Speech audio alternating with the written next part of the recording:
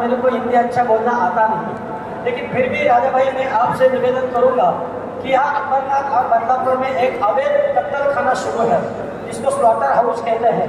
आप सरकार से निवेदन कीजिए, सरकार भी आपकी है और साम्राज्य भी आपका है, इसलिए आप वो कत्ल खाना बंद करवाइए। ये आपको सरकार का धन्यवाद कहते हैं। श्री मलंगगढ़ का प्रश्न बहुत साल से हो रहा है। मैं आपसे निवेदन करूंगा कि श्री मलंगगढ़ की मुक्ति की घोषणा सरकार ने बहुत बार की है। आप आए हैं यहाँ तो आप मलंगगढ़ को मुक्ति दे के ही जाइए। आप सरकार को निवेदन कीजिए कि मलंगगढ़ मुक्त हो।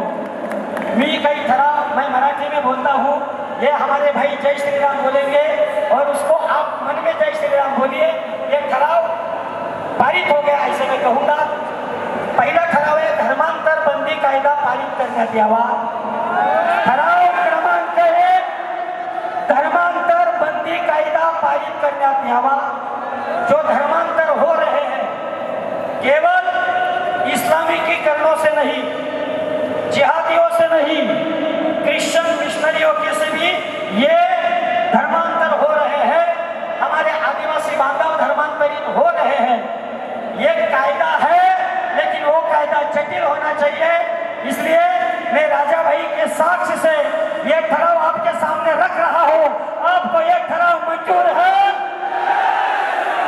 जय श्री राम। ठराव क्रमांक 2 वक्फ बोर्ड या कायद्यानं आमच्या अनेक हिंदूंची व्यवस्था काबीज केलेली आहे।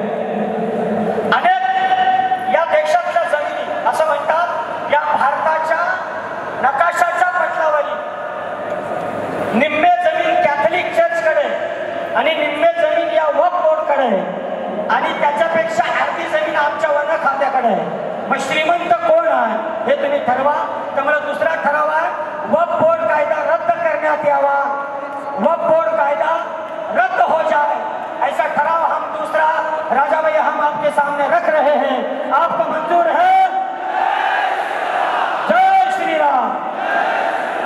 तीसरा लव जिहाद विरोधी कायदा पारित करण्यात यावा आणि लव जिहाद करणाऱ्याला कठोरात कठोर शिक्षा व्हावी। हा ठराव क्रमांक 3 आहे। आपल्याला मंजूर आहे? जय श्री राम। गो हत्या बंदी। राजा साहब पुलिस को गुमराह किया जाता है, इसलिए हम ये ठराव लेते हैं कि गो हत्या बंदीचा कायदा सक्त व्हावा आणि त्याची अंमलबजावणी व्हावी। तुम्हाला ठराव मंजूर आहे? जय श्री राम।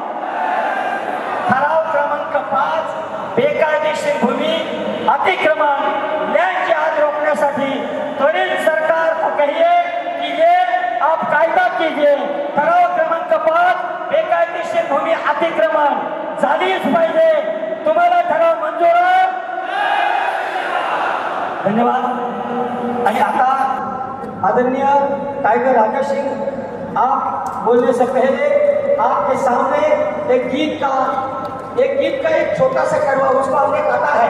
बरोबर त्या गीताला पण आम्ही अर्धा कापलेला आहे। त्यांना सांगितलंय एकच कडवा म्हणा आणि तेच राजा भाई आपका स्वागत गीत रहेगा और उसके बाद आपकी दहाड़ हमको सुननी है। आप राजा भाई राजा जी यहाँ आए तो इतना आनंद है। अरे सोचो योगी जब आएंगे तब कितना आनंद होगा। आमचा हा व्हिडिओ तुम्हाला कसा वाटला मनापासून सांगा।